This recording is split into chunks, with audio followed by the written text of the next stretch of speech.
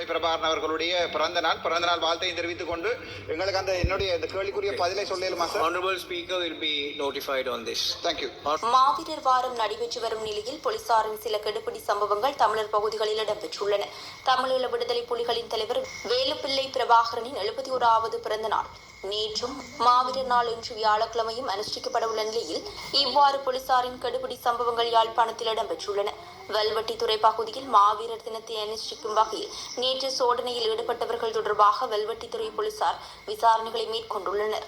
தமிழீழ விடுதலை புலிகள் இயக்கத்தைச் சேர்ந்தவர்கள் சிலரின் சிவில் உடை படங்களுடன் வல்வெட்டித்துறையில் கட்டப்பட்ட பதாகையை அகற்ற சொன்ன வல்வெட்டித்துறை போலீசார் குறித்த பதாகையில் உள்ள பாதணி விடுதலை புலிகளினை உருவகப்படுத்துவதாக சுட்டிக்காட்டி சிலரிடம் விசாரணைகளை மேற்கொண்டுள்ளனர். தடை செய்யப்பட்ட அமைப்புகளின் சின்னங்கள் லட்சணைகள் பயன்படுத்தாமல் உயிரிழந்தவர்களை நினைவு கூற முடியும் என அரசாங்கம் அறிவித்திருந்த போதும் ஆட்சி மாறியும் காட்சி மாறவில்லை என பொதுமக்கள் கேள்வி எழுப்பியுள்ளனர்.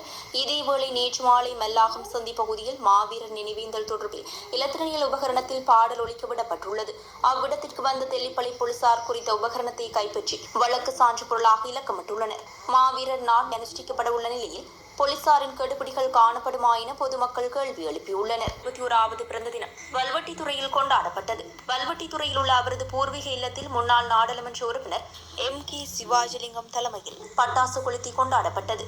71 இனிப்பு மற்றும் மரக்கன்றுகள் பாடசாலை மாணவர்களுக்கான கற்றல் உபகரணங்கள் வழங்கியும் பிறந்த தினத்தை கொண்டாடினர். இதன் போது பல பொதுமக்களும் கலந்து கொண்டிருந்தமை குறிப்பிடத்தக்கது.